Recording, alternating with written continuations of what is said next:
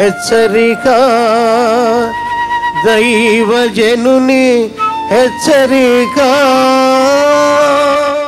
ప్రభు రాకడ ఎప్పుడు ఎలా ఉంటుంది అనేది ఎవ్వరూ ప్రిడిక్ట్ చేయలేరండి. ఒక్క దెబ్బకి ఏరోప్లైన్లో 2 పైలట్స్ ఉంటారు తెలుసా మీకు?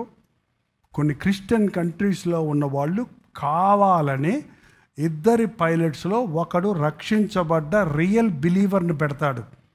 ఎందుకంటే ఒకడిని మామూలుని ఉంచుతాడు. ఈయన వెళ్ళిపోతే ఫ్లైట్ పడిపోకుండా పక్కోడు హ్యాండిల్ చేసుకొని మెడలు తీసుకోవడానికి, ఈయనేమో అక్కడికి వెళ్ళి తీసుకుంటాడు. అయినా 2 బిలీవర్స్ అనుకోండి, ఆ రోజున ఎక్కడ చూసినా ఫ్లైట్ యాక్సిడెంట్స్. లారీ డ్రైవర్ అనగానే చాలామంది చులకన గెలుస్తారండి. కానీ నా పరిచయంలో నేను ఎదుర్కొన్నాను, చూశాను. నమ్మకమైన విశ్వాసులైన ప్రార్థనాపరులైన తాగుబోతులు అంటారు లారీ డ్రైవర్స్ అనగానే. అలా ఉండే స్థితిలో రక్షించబడి లారీ డ్రైవర్గా ఉంటూ కూడా సువార్తను చెప్పుకుంటూ ఊరూరా వెళ్ళేటువంటి విశ్వాసులను చూసాం. అలాంటి విశ్వాస నమ్మకంగా ఉన్న డ్రైవర్ వెళ్తున్నాడు, ప్రభు వచ్చాడు అనుకోండి, ప్రభు ఉండి ప్రభు సైడ్లో పెట్టి వస్తాను, పక్క పార్కింగ్ చేసి వస్తాను అంటావు. ఆయన వెళ్ళిపోతాడు, లారీ పోతానే ఉంటుంది. దాని ఇంకా ఈవిడు గుద్దుతాడు, వాడు గుద్దుతాడు, లోకమంతా యాక్సిడెంట్స్ అయిపోతాయి.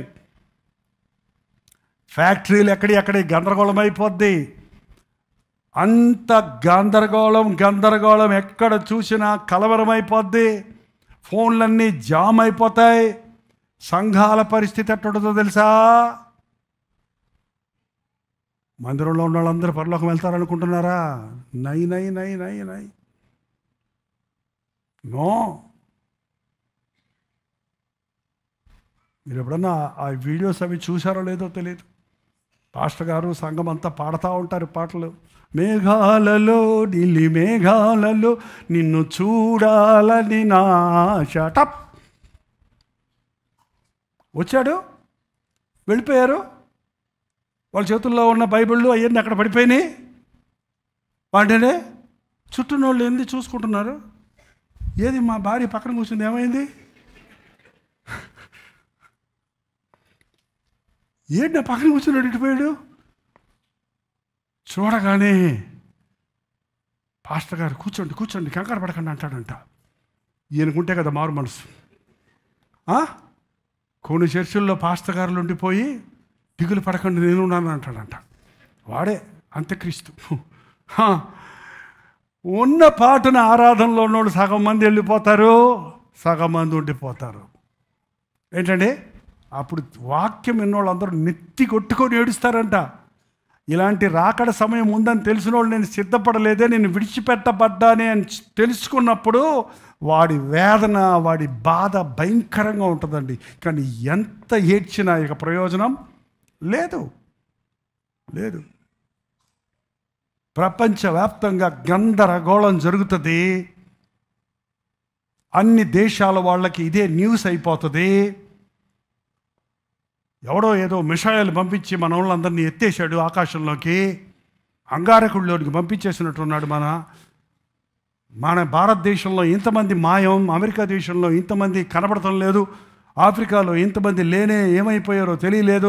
దేశాలన్నిట్లో నుంచి అందరూ మాట్లాడుకుంటారు, ఏదో ఒక దుష్టశక్తి ప్రపంచాన్ని పట్టేసింది, మనం వీటినన్నిటినీ కూడా ఇప్పుడు మనం ఎదుర్కోవాలి అని చెప్పి అందరూ కలిసి ఒక యూనిఫామ్ కోడ్ తయారు చేసుకొని, ఒక అధిపతిని తయారు చేసుకొని, వాడి పేరే అంత్యక్రీస్తు. క్రీస్తు విరోధి, అంత్యక్రీస్తు కాదు. వాడు ఒక్క చోట నుండి ప్రపంచమంతా ఏలబోతున్నాడండి. దానికే లోకమంతా ఇప్పుడు సిద్ధపడుతుంది. అక్కడేం జరిగిందో ఆ దేశంలో మరుక్షణంలో ఇక్కడ తెలుస్తుంది. ఇంతకుముందు తెలిసేదా? పక్కూరులో ఏం జరిగిందో మనకు తెలియదు. కానీ ఇప్పుడు everybody knows everything because of the technology and the technology used by the devil. అంత్యక్రీస్తు పరిపాలిస్తాడు. ఇప్పుడు ఆధార్ కార్డు కాదు, వరల్డ్ మెంబర్షిప్ అయిపోద్దన్నమాట. అదే బైబిల్లో ఉంది. లిటరల్గా it may not be 666, but it is an uniform code. ఆ కంప్యూటర్లో లాక్ చేశారంటే నువ్వు ఎక్కడికన్నా పారిపోదాం, చర్చికి పారిపోదాం అని వెళ్తున్నావు అనుకో, బుద్ధి వచ్చి చర్చికి వస్తారు అప్పుడు చాలామంది అట. అప్పుడు ప్రార్థన చేసుకోవడానికి వస్తారంట. అప్పుడు ప్రభా క్షమించి అంటారంట. ప్రభా అనగానే మూసేస్తాడంటాం. కంప్యూటర్లో నొక్కితే అది మూసిపోతుంది మూతి. కాలు పరిగెత్తే కాలుకు బ్రేక్ వేసాడు అనుకోండి, ఇంకా ఆగదు, ముందుకు రాదు. ఇక ఏంటండి జరగబోతున్నాయి ఇవన్నీ. నమ్మినా నమ్మకపోయినా నమ్మటానికి వాళ్ళు ఎన్నో సూచనలు కనపడుతున్నాయి. ఆల్రెడీ ఉన్న టెక్నాలజీతో మనుషులను డైవర్ట్ చేస్తున్నారు, మనుషుల మనసులు మార్చేస్తున్నారు, ఆలోచనలు మార్చేస్తున్నారు, ఒక అదుపులోనికి తీసుకొచ్చుకుంటున్నారు. దేవుడు మనల్ని అదుపులో పెట్టేవాడు కాదండి, మనకు స్వేచ్ఛనిచ్చిన వాడు. దేవుడు మనల్ని కంట్రోల్ చేయటం లేదు, మనల్ని తన రూపంలో తన ఆకారాలు చేసుకొని మనకు స్వేచ్ఛనిచ్చాడు. కానీ బలవత్కారం చేసేవాడు అపవాది. ఇది త్వరలో జరగబోతుంది. ప్రభునందు సిద్ధపడి ఉన్నవారు ఎత్తబడతారు, మిగిలిన వారు ఇక్కడ ఉంటారు. ప్రార్థన. ప్రభువా, నన్ను సిద్ధపరిచయ్యా నీ రాకడ కొరకు.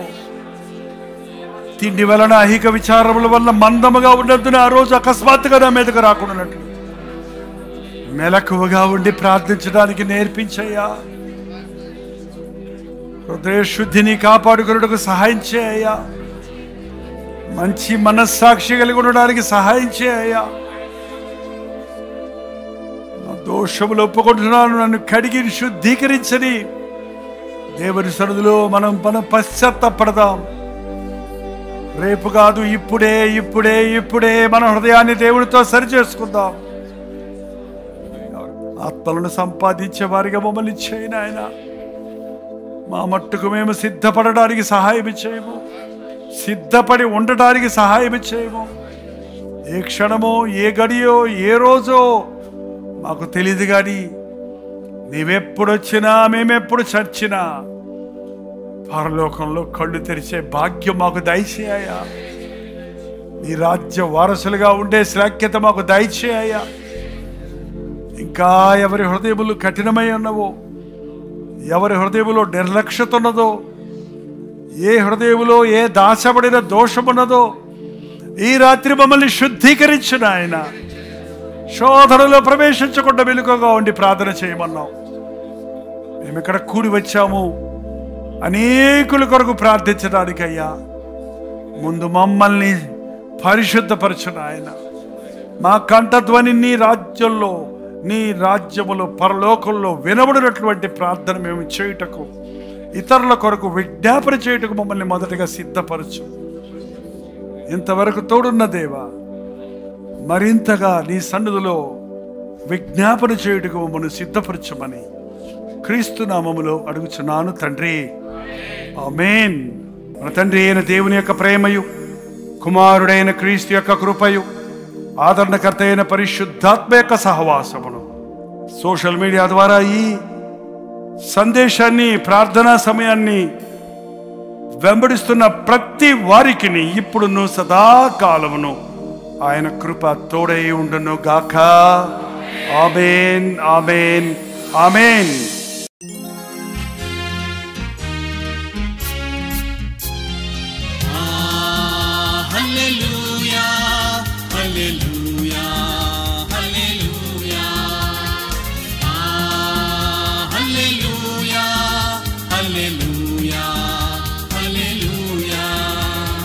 కలువరి ప్రేమే మధురం, కలువరి ప్రేమే మధురం, కలువరి ప్రేమే మధురం, కలువరి ప్రేమే మధురం.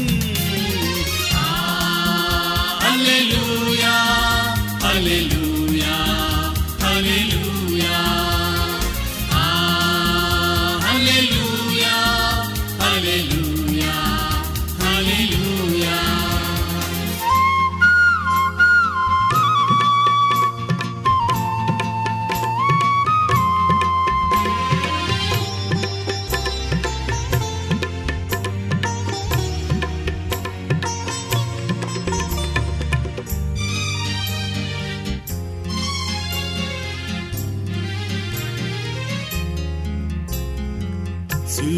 పైన విలువ త్యాగం చేసినావుగా. పాపినైనా నా కొరకు చిందించినావుగా. రుధిరం